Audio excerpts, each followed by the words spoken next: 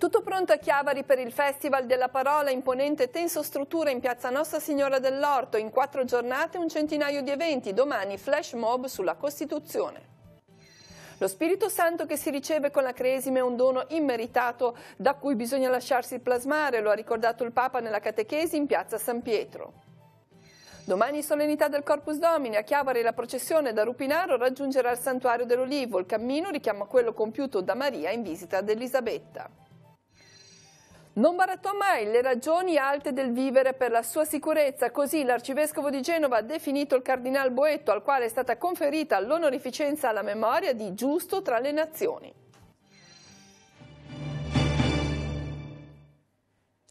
Buongiorno a tutti, ben arrivati al TG13. In apertura oggi parliamo di un grande evento culturale che sarà ospitato nella città di Chiavari, pronta per l'edizione 2018 del Festival della Parola. Un evento di richiamo già nella fase preliminare. In piazza Nostra Signora dell'Orto è stata montata una tensostruttura che ospiterà in una zona centrale della città l'Agorà della Parola. Da domani sino a domenica sono in programma un centinaio di eventi e diverse iniziative collaterali nel Fuori Festival. Il conto alla rovescia ormai è scattato, domani si parte col Festival della Parola.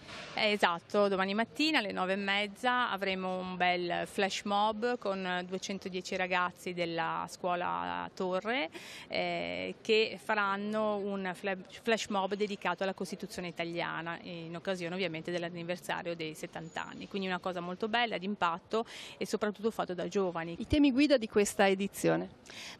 Intanto abbiamo 3 personaggi che abbiamo omaggiato, Elena Bono, una poetessa insomma a livello nazionale che a volte è stata anche un po' dimenticata. Giorgio Gaber, chiaramente Giorgio Gaber è un illustre della canzone d'autore italiana, un signore della parola in tutti i sensi, e Michelangelo Antonioni, un grandissimo regista del Novecento italiano che con Chiavari ha un certo legame. Quali saranno le zone della città maggiormente interessate da questi appuntamenti del festival?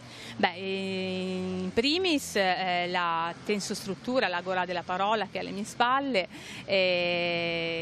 dove si svolgeranno comunque i principali eventi, l'Auditorium San Francesco, la Società Economica, il Parco Botanico di Villarocca e poi anche il Carugio, il centro di Chiavari, grazie al Fuori Festival che è stato promosso dai commercianti e dalle associazioni locali.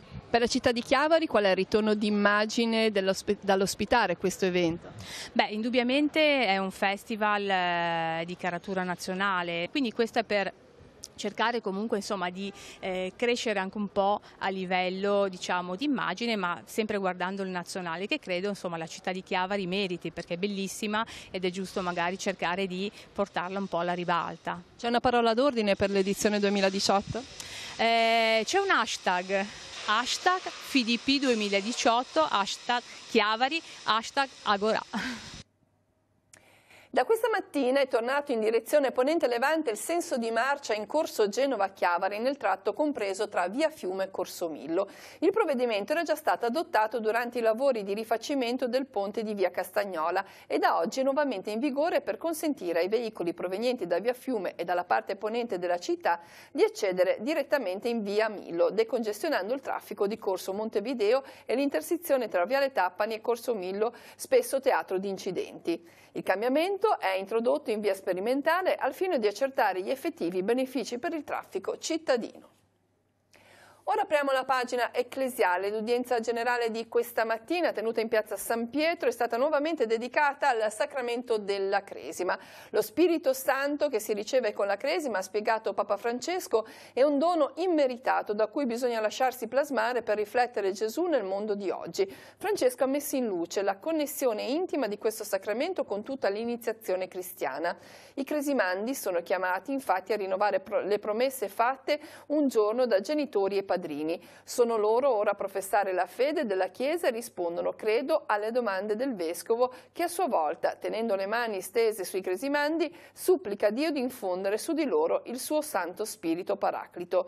Così lo Spirito dà tutte queste ricchezze che sono diverse ma allo stesso modo fa l'armonia, cioè l'unità di tutte le ricchezze spirituali che abbiamo noi cristiani.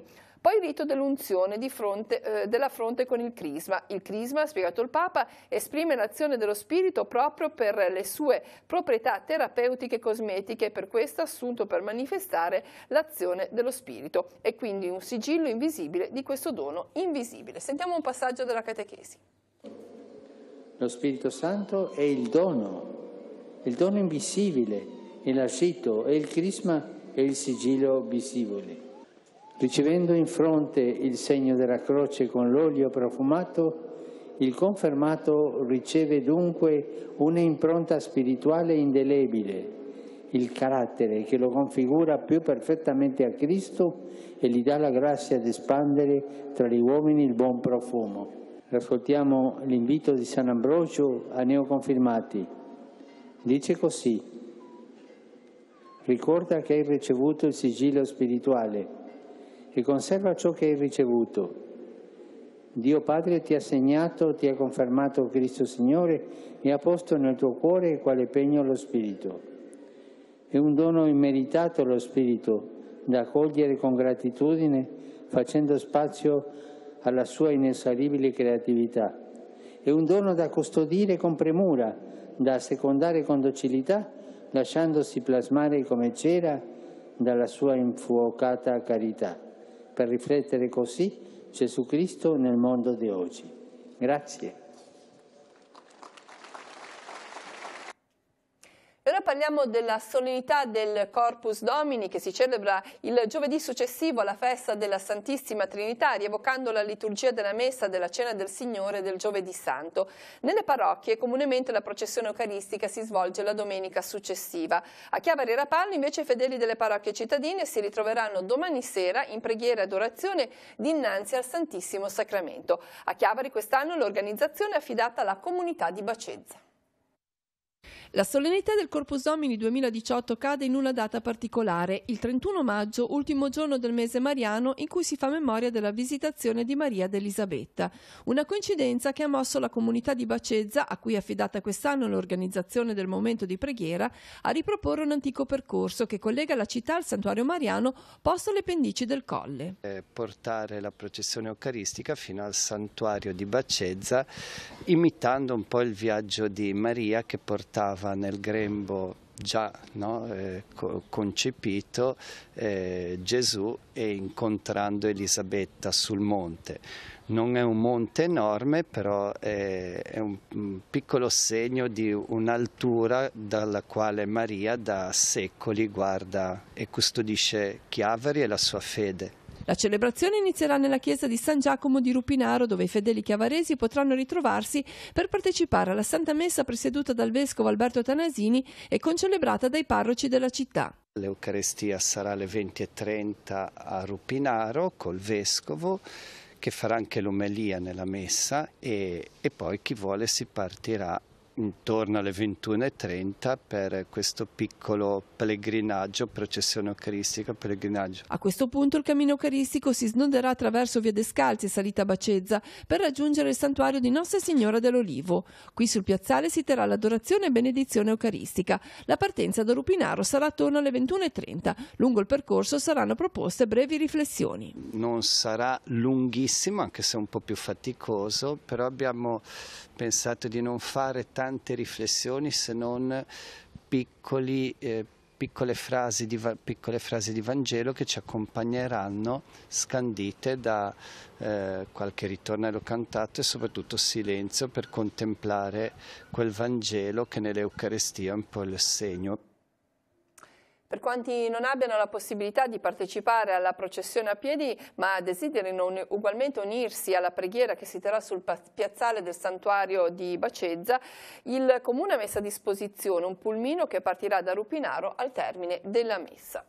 Tutte le comunità parrocchiali di Rapallo si ritroveranno insieme domani sera alle 21 nella chiesa di Sant'Anna, dove prenderà avvio la processione del Corpus Domini. Il percorso subirà quest'anno alcune modifiche per i lavori in corso sul lungomare. Uscendo dalla parrocchia di Sant'Anna si transiterà lungo via Mameli, piazza Cavurvi e Cairoli, Porta delle Saline, lungomare Vittorio Veneto, Vico De André e via Mazzini. Dal chiosco della musica ci sarà la consueta benedizione del mare, la conclusione nella Basilica dei Santi Gervasio e Protasio.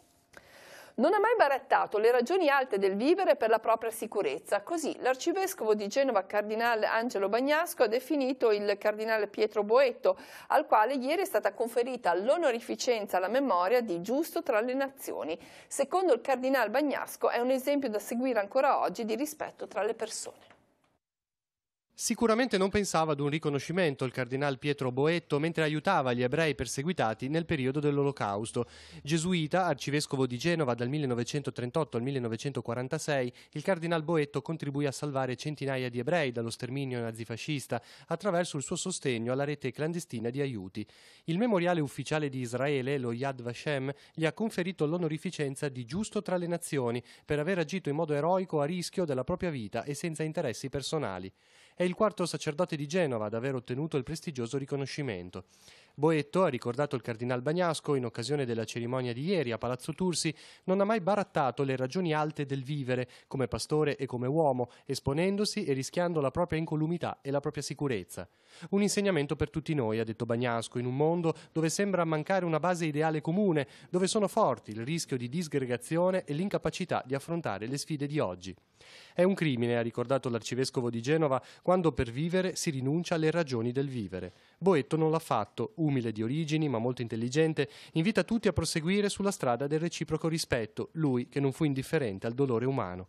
Gli anni in cui si verificarono anche a Genova le persecuzioni razziali furono quelli del secondo conflitto mondiale, furono anche gli anni che precedettero la liberazione della città, per la cui salvezza il cardinal Boetto si adoperò tanto da meritare il titolo di Defensor Civitatis.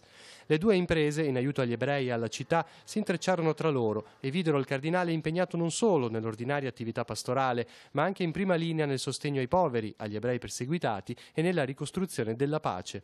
Ieri a Genova il ministro consigliere dell'ambasciata di Israele, Rafael Erdreich, ha consegnato a Flavio e Mariella Udisio, discendenti del cardinal Boetto, la medaglia alla memoria dei giusti. Dopo 14 anni il faro di Portofino ha nuovamente il suo guardiano. Si chiama Paolo Bassignani, ha 58 anni e arriva da Villafranca in Lunigiana, comune in provincia di Massa Carrara.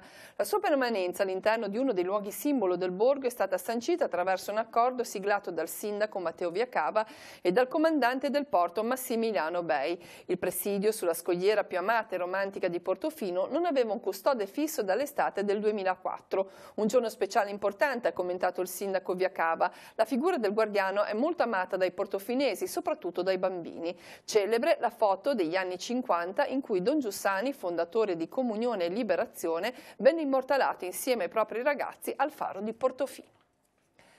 Ora sfogliamo le pagine dei quotidiani insieme a Marco Revello, poi ci ritroviamo con tutte le altre notizie e servizi. Si vota, anzi no, Avvenire, questo è il titolo scelto per descrivere la giornata politica di ieri, caotica. Cottarelli, fatica a trovare ministri e consensi, riprende quota il governo Movimento 5 Stelle Lega, Di Maio niente più accuse collaborativi col Colli, Meloni noi ci stiamo ad un nuovo governo, Salvini le Camere lavorino. E tanto parlano alcuni imprenditori, ho votato Lega ma sto nell'euro con Mattarella. Mercati, lo spread a 340, Visco, l'Unione Europea il nostro destino. E poi Parigi, per la Libia un accordo scritto sulla sabbia e altri 66 siriani in Italia con i corridoi umanitari. Andiamo a vedere di che si tratta nelle pagine interne di Avvenire. Un futuro dalla via dalla guerra grazie ai corridoi umanitari, la gioia di 66 siriani atterrati ieri a Fiumicino. Grazie Italia, nuovi arrivi con i canali promossi dalla comunità di Sant'Egidio, Federazione delle Chiese Evangeliche, Tavola Valdese. I rifugiati saranno accolti in strutture parrocchiali, associazioni e case private di italiani generosi come Maurizio Salvarani, 76 anni, di Porto Mantovano, che ha viaggiato tutta la notte per andare a prendere e accogliere questa nuova famiglia che arriva dalla Siria. Siamo sul secolo XIX, Lega, Movimento 5 Stelle di nuovo in pista e poi a Portofino il ritorno del guardiano del faro. Dopo 14 anni si rianima il presidio sulla scogliera del borgo. ASL 5 della Spezia, medici e infermieri a scuola di autodifesa contro le aggressioni. E Rapallo, giovani imprenditori, il convegno a giugno c'è ma l'agenda non ancora. Il Totogoverno detta l'agenda che ancora non c'è, mancano programma e lista delle autorità, il convegno però si terrà comunque all'Excelsior di Rapallo l'8 e 9 di giugno, cena di gala per 900 invitati a Villa Durazzo di Santa Margherita Ligure e serata a Zoaglia al Castello Canevaro. E sempre dal secolo XIX nel Levante sul tunnel ci hanno ingannato, a dirlo sono i sindaci della Val Fontanabuona. Il sindaco di Cicania Limoncini: serve un gesto di coraggio della regione. Boitano, segretario regionale: schiaffo alla Fontanabuona e al Tiguglio. La rabbia della Valle dopo le dichiarazioni dell'amministratore delegato di Autostrade, che ieri ha appunto definito il tunnel un'opera non prioritaria. Post convegno la risposta è di disinteresse proprio di chi dovrebbe rappresentarci.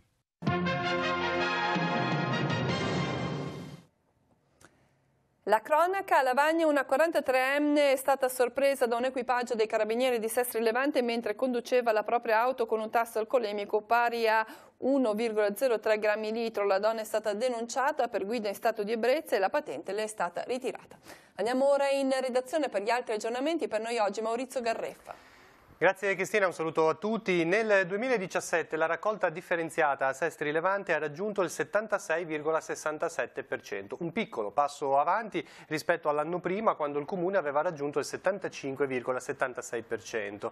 A spiegarlo questa mattina l'amministrazione in conferenza stampa. Confermato il sistema di controllo e di sanzione dei comportamenti irregolari, in questi primi mesi del 2018 sono state elevate 58 multe.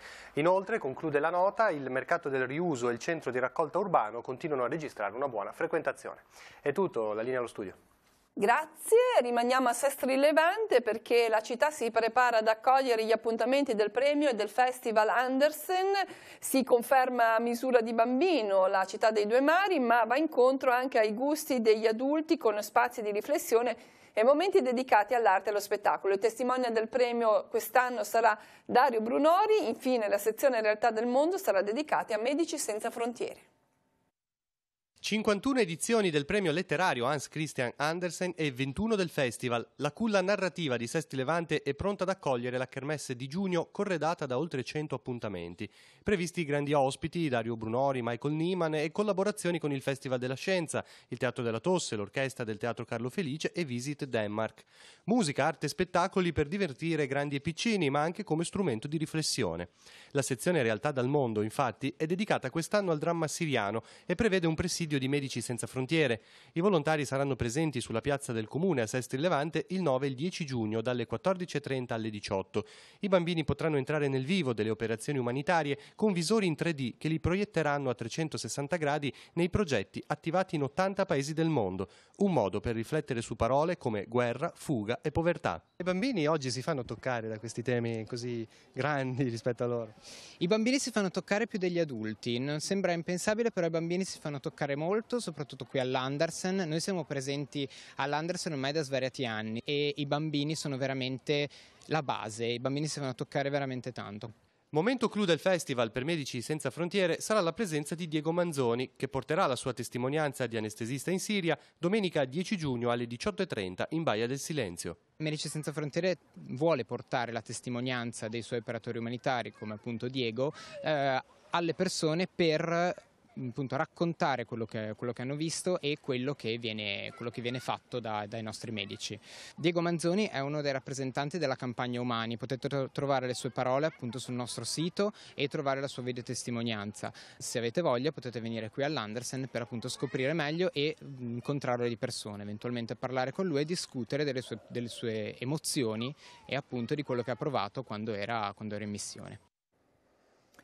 Rimaniamo in tema culturale, andiamo sul nostro sito teleradiopace.com per annunciarvi l'imminente apertura di una mostra di manufatti che sono stati realizzati dalle socie del Circolo Associazione Amici del Parco Rocca. Sarà allestita dal 2 al 6 di giugno. I prodotti in esposizione sono stati confezionati al termine dei corsi promossi dall'associazione per mantenere viva la manualità femminile che si sta perdendo. Maglieria a mano, sartoria, pizzo al tombolo, acquerello. L'esposizione sarà allestita nella sede del Circolo che si trova trova a Chiavari al fianco dell'ingresso del parco di Villa Rocca. E concludiamo con una notizia sportiva, andiamo sul sito della Virtus Entella. Domani sera alle 20:30 la squadra biancoceleste scenderà in campo ad Ascoli per la gara di ritorno dei play-out salvezza in Serie B. Questa mattina c'è stato l'allenamento di rifinitura diretto da mister Volpe, che ha redatto la lista dei calciatori convocati per il ritorno dei play-out. Ecco l'elenco: portieri Iacobucci, Paroni, Massolo, difensori Ceccarelli, Pellizer, Benedetti, Cremonesi, Belli, De Santis, Brivio e Ali, centrocampisti Troiano, Di Paola, Nizzetto, Eramo, Icardi, Ardizzoni, Crimi, Curarino, Acampora, e attaccanti Aramu, De Luca, Gatto, Lamantia, Lullacu, Petrovic e Diao. In bocca al lupo naturalmente alla Virtus Entella. Il TG si conclude così, l'appuntamento con l'informazione torna questa sera alle 19:15, 20:30, 22:45. Grazie a tutti dell'attenzione e buon pomeriggio.